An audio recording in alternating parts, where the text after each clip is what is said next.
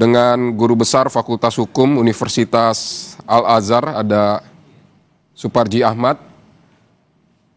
Selamat siang, Prof. Bisa mendengar suara saya, Prof? Dengan posisi seperti ini untuk melanjutkan persidangan. Siang, Mas. Oke, Bisa mendengar dengan baik suaranya?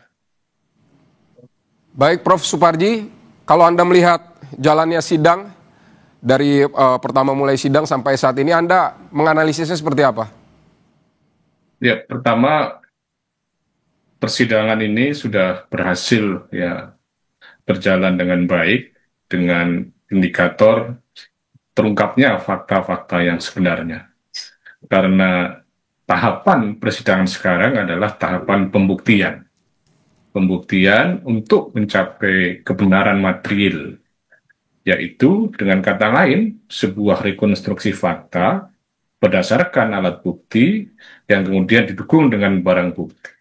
Bahwa sekarang proses pembuktian antara lain dengan mendengarkan keterangan saksi, ya termasuk yang diduga pelaku, terus kemudian juga keterangan dokter yang memeriksa. Jadi secara keseluruhan bahwa ini adalah sebuah tahapan yang sudah sesuai dengan hukum acara, di mana ada proses untuk mencapai sebuah kebenaran material, di mana kebenaran material tadi itu berdasarkan alat bukti, apakah bersumber dari saksi, surat, ahli, atau kemudian petunjuk, baru pada tahap berikutnya adalah keterangan terdakwa. Pada sisi yang lain juga saya memberikan apresiasi bahwa persidangan ini berjalan secara transparan itu.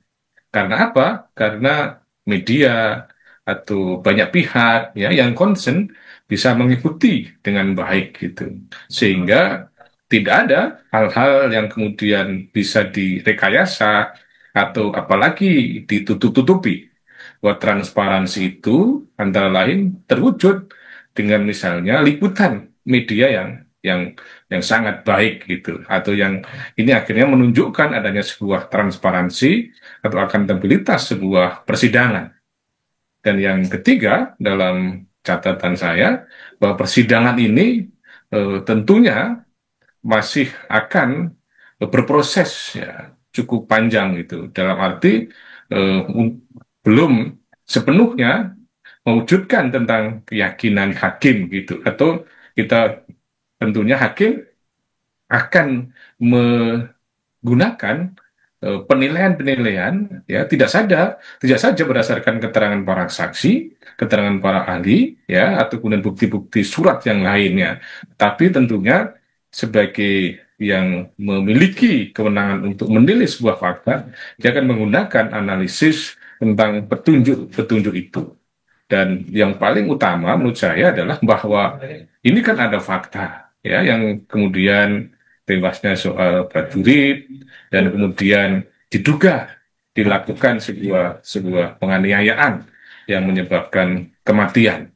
Permasalahan yang mendasar adalah tentunya apa motifnya gitu kan, apa latar belakangnya, apa mensreanya. Nah, dalam konteks ini inilah yang belum terwujud dengan baik atau masih perlu digali, karena dalam konteks sebuah pertanggungjawaban hukum tidak saja sekedar fakta berupa perbuatan penganiayaan yang menimbulkan akibat tentang kematian itu, tetapi yang paling utama adalah bagaimana mengidentifikasi niatnya, menserianya, niat jahatnya. Karena itu akan sangat berkonsekuensi terhadap hukuman yang diberikan kepada yang bersangkutan. Dan inilah menjadi tugas penting bagi jaksa penuntut umum, bagi hakim yang kemudian menggali, menemukan tentang niat jahat dari para pelaku ini atau orang yang diduga melakukan ini. Dan tentunya juga kita memberikan catatan bahwa ada perimbangan di mana hakim juga secara objektif memberikan kesempatan ya untuk pembelaan bagi terdakwa atau kemudian melalui penasihat hukumnya. Dengan demikian bahwa persidangan ini masih kemudian sangat-sangat menarik ya untuk kita ikuti perkembangannya dalam konteks menemukan mensriannya, niat jahatnya. Karena bahwa Meskipun dalam konteks pertanggungjawaban hukum tiada pidana tanpa kesalahan, tetapi perkembangan menariknya adalah akan berkembang tiada pidana tanpa kesalahan dan kejahatan. Artinya niat-niat jahat tadi itulah yang mestinya akan mendapatkan konsekuensi lebih berat. Apakah kemudian stratifikasinya siapa yang menyuruh, siapa yang melakukan, siapa yang kemudian turut serta. Karena dalam konteks pelaku tadi itu ada tiga kualifikasi, yang menyuruh, yang kemudian melakukan secara langsung, atau kemudian yang turut serta, atau yang menganjurkan, atau kemudian ada yang membantu.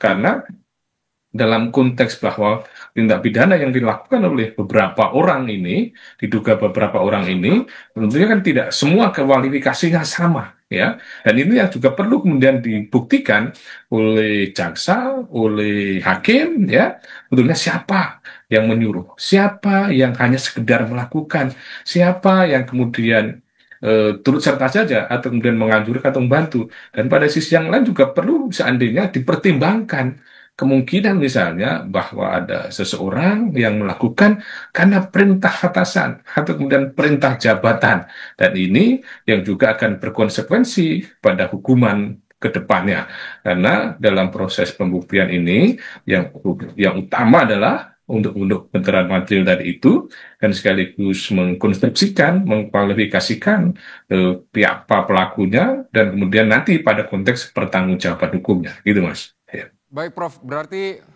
kalau yang bisa saya simpulkan dari pendapat Anda bahwa mens rea ini bisa mempengaruhi pada hukuman, tapi apakah memang mens rea ini sejauh mana pengaruhnya nanti akan terhadap hasil dari vonis hakim, Prof?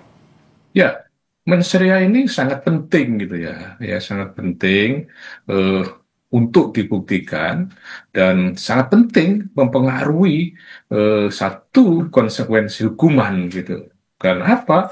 Bahwa tidak semuanya ya, tidak semuanya orang melakukan satu pelanggaran hukum karena ada niat jahat gitu. Tetapi bisa saja karena kekhilafan. Karena dalam konteks kesalahan itu bisa sengaja, bisa kealpaan.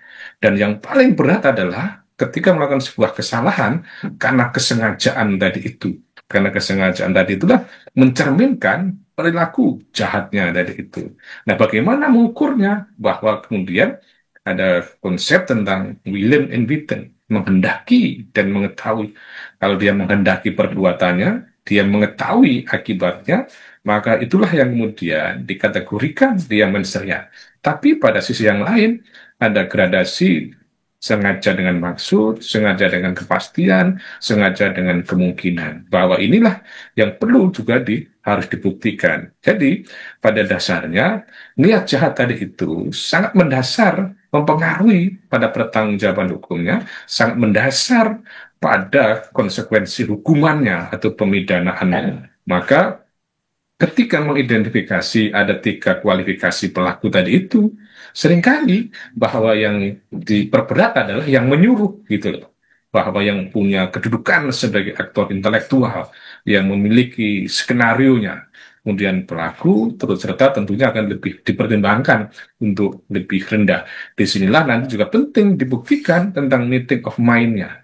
Apa niat bersamanya, niat jahatnya bersama itu apa. Jadi saya kira bahwa ada beberapa kasus yang kemudian sangat-sangat menarik, sangat penting untuk kemudian mengakibatkan ketika tidak ada niat jahat tadi itu, akhirnya kemudian menjadi lebih rendah hukumannya, atau bahkan kemudian mendapat kebijakan misalnya dilakukan hukuman yang bebas dan sebagainya. Jadi faktor dengan sengaja, faktor niat jahat itu adalah sangat penting dalam konteks pembuktian karena berkorelasi dengan pertanggungjawaban dan hukumannya. Gitu. Prof, sejauh ini kalau Anda melihat proses persidangan untuk menemukan mens rea, Anda melihatnya seperti apa?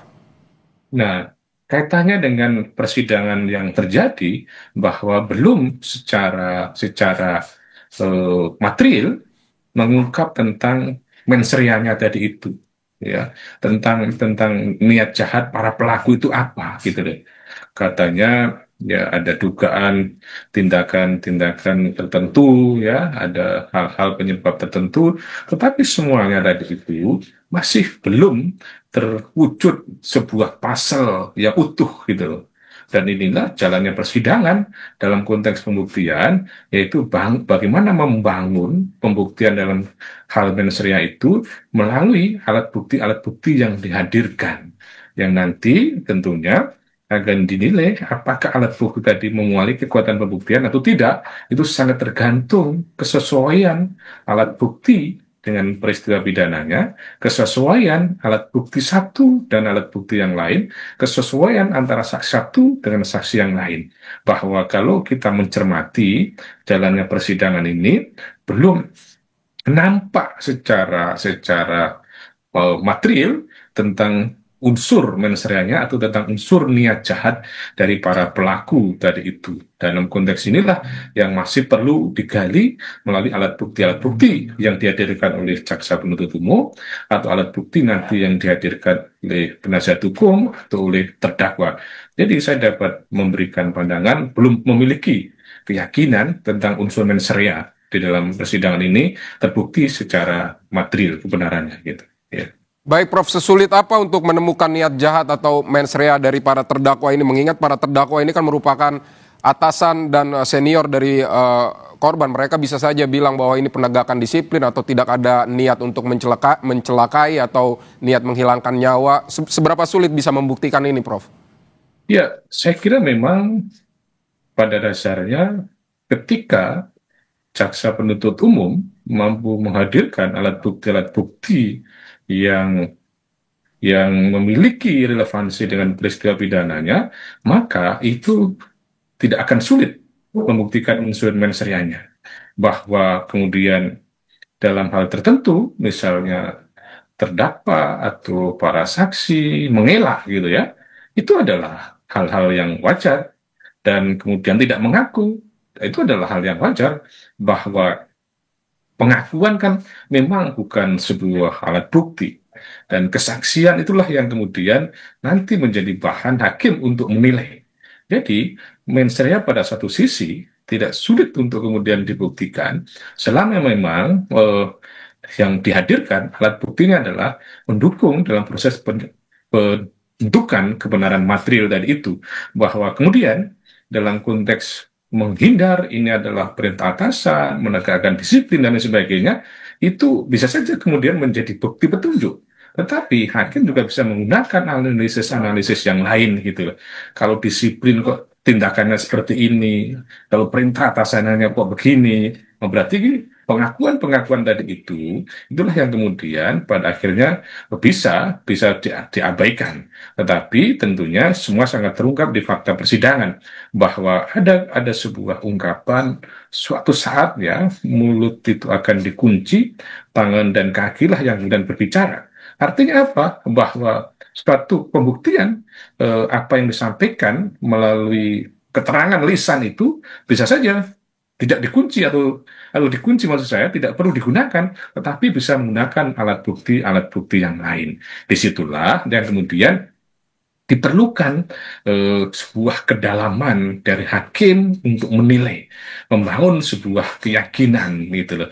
Oh, ini keyakinan hakim terbentuk berdasarkan sebuah alat bukti. Tentunya keyakinan tadi tidak bersifat asumsi, tidak bersifat imajinasi, atau kemudian halusinasi, tetapi keyakinan yang didasarkan pada fakta persidangan. Maka hakim memiliki kewenangan untuk menggali sedalam-dalamnya. Misalnya yang dihadirkan ahlinya belum sesuai dengan kebutuhan, bisa dihadirkan ahli. Bahwa misalnya saksi yang dihadirkan belum sesuai dengan kebutuhan, bisa kemudian saksi yang lain juga bisa dihadirkan ketika ada dalam BAP. Jadi bahwa pencarian tentang niat jahat tadi itu memang pada satu sisi bisa sulit karena mungkin saja para pihak mengelak, tetapi pada sisi yang lain bahwa itu mudah ketika hakim sudah memiliki sebuah konstruksi atas fakta dan atas keyakinan yang terbentuk bahwa nggak mungkin dia ini sekedar mendisiplinkan, bahwa ini ternyata ada niat jahat untuk sengaja melukai dan sebagainya. Itu saja terbentuk dari sebuah keyakinan hakim yang semua berdasarkan sebuah fakta persidangan. Jadi menurut saya mengukur sebuah niat jahat itu sesuatu hal yang memang rumit, karena niat jahat itu kan ada dalam pikiran, ada dalam hatinya. Bagaimana menilainya? Dan menilainya ya bisa dari proses-proses sebelumnya dan dari tindakan-tindakan yang sebelumnya. Sesuatu yang irasional, kalau tidak punya niat jahat, mendisiplinkan kok menganiaya seperti sebelumnya itu. Maka itulah yang kemudian bisa dijadikan dasar untuk menilai tentang terpenuhan dari mens rea tadi itu, Mas. Ya. Baik, Prof. Suparji, kita tahan dulu sejenak, kita akan kembali lagi usai jeda. Oke, siap. Prof, baik, tadi di persidangan ini dihadirkan dokter yang mengungkap mengenai kondisi Prada Luki sebelum kematiannya dan menjelaskan bagaimana luka-luka yang dialami oleh Prada Luki. Dan kalau dari kesaksian ini, dari kesaksian dokter mengenai infeksi yang meluas dan kondisi dari Prada Luki ini, kalau dari kesaksian ini berarti apakah juga ini bisa sebagai bukti untuk menemukan mens rea-nya? Ya, ini salah satu bukti untuk menilai tentang penyebab kematian gitu. Dan penyebab kematian tadi itu juga menjadi dasar untuk menilai tentang unsur mens rea tadi ya. Bahwa tadi ada infeksi yang meluas yang tentunya akibat dari luka. Nah, luka tadi itu apa yang menyebabkan? Apakah ya dipukul, apakah dicambuk, dan lain sebagainya. Jadi, dengan adanya petunjuk-petunjuk melalui alat bukti tadi itu menjadi dasar untuk menilai tentang perbuatan yang dilakukan dan sekaligus tentang nilai tentang niat melakukan tadi itu, ya. Berarti kalau itu yang terjadi kan ada suatu kesengajaan, ada satu niat untuk kemudian melukai. Nah, ada niat untuk kemudian menganiaya. Bahkan tadi ada keterangan ya, apakah dari siapa tadi itu, ibu atau siapa, bahwa ini ada semacam direncanakan untuk kemudian misalnya menyebabkan penganiayaan atau melakukan pembunuhan. Jadi penilaian terhadap unsur mens rea itu bisa diambil dari keterangan para saksi, dari bukti surat atau kemudian bukti elektronik, dan bisa didasarkan juga pada keterangan ahli. Itulah pentingnya bagi auditor militer atau dalam konteks jaksa ini, kalau secara umum dalam sebuah persidangan umum, auditor tadi itu untuk membuktikan dari dakwaan. Demikian pula bagi hakim bahwa berdasarkan keterangan-keterangan tadi itu juga menjadi penting untuk menilai ada nggak unsur dari mens rea. Bahwa penilaian terhadap pemenuhan unsur mens rea itu bisa disandarkan, didasarkan pada alat bukti yang lain. Nah, bisa juga misalnya dari sebuah keterangan yang mengatakan bahwa memang melakukan ini ya karena faktor-faktor yang bersangkutan, misalnya korban ini kan dianggap pengakuan yang diminta tidak dipenuhi kan, LGBT atau apapun lah, saya tidak kurang bersih tentang fakta tadi itu. Nah, karena tidak mengaku itu, kemudian dilakukanlah dicambuk senior dan lukanya ditabur garam, ya, yang kemudian kan menyebabkan itu infeksi kan itu.